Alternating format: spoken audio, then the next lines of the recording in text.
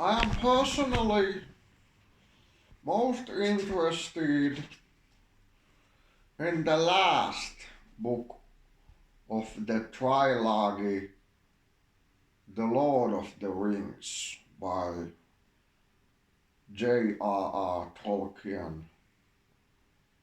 Book number 3, The Return of the King.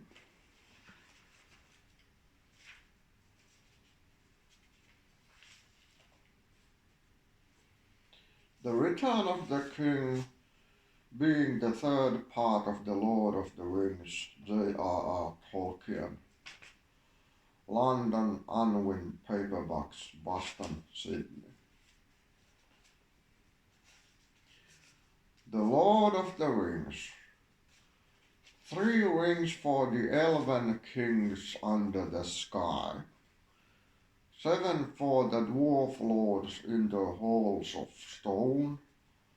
9 for mortal men doomed to die. 1 for the Dark Lord on his dark throne, in the land of Mordor, where the shadows lie.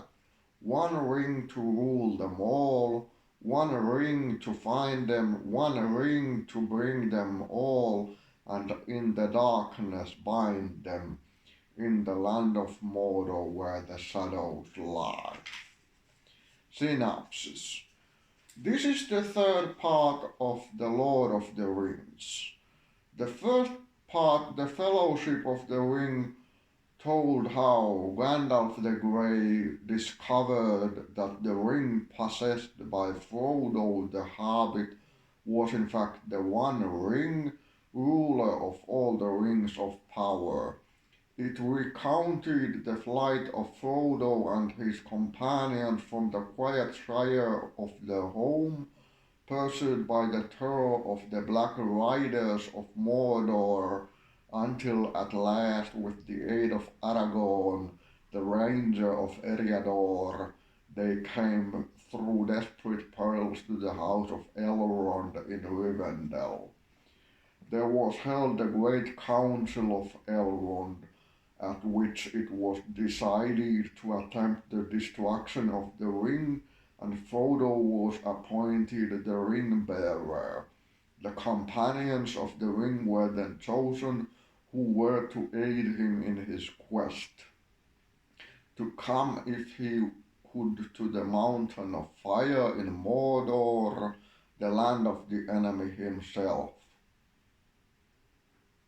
where alone the ring could be unmade. In this fellowship were Aragorn and Boromir, son of the Lord of Gondor, representing men, Legolas, son of the Elven king of Mirkwood, for the elves, Gimli, son of Gloin of the Lonely Mountain, for the dwarves, Frodo with his servant Samwise, and his 2 young kinsmen, Meriadoc and Peregrine, for the hobbits, and Gandalf the Grey.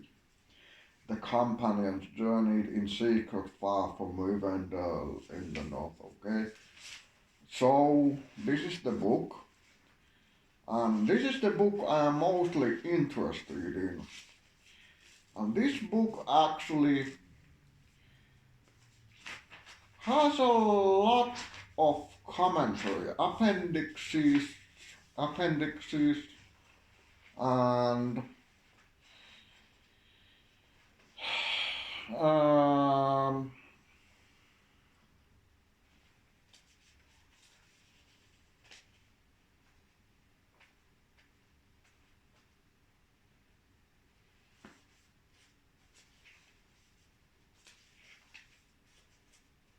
the land of shadow and Mount Doom.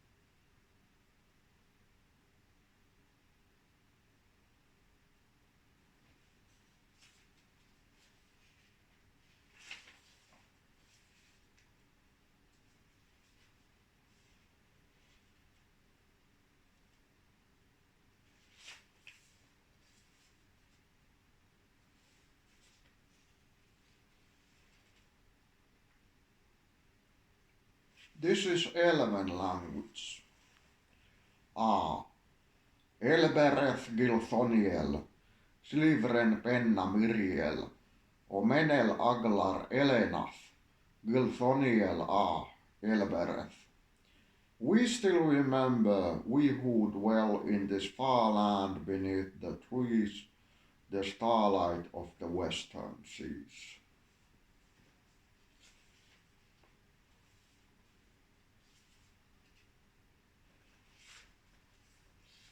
They went to the grey heavens.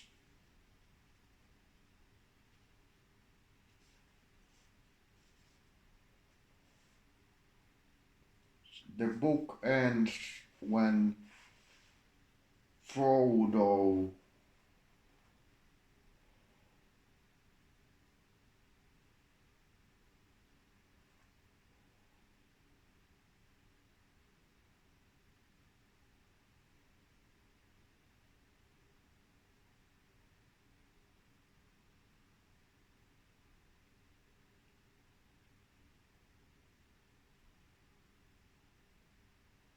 went to the west.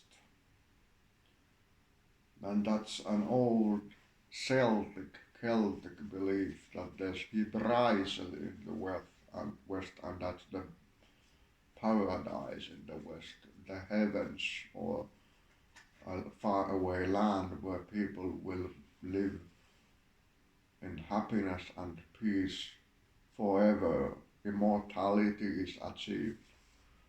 And therefore, Frodo went. I won't read this to you word to word, you need to read it yourself. I think I will go and roll a cigarette of my own. This is the book.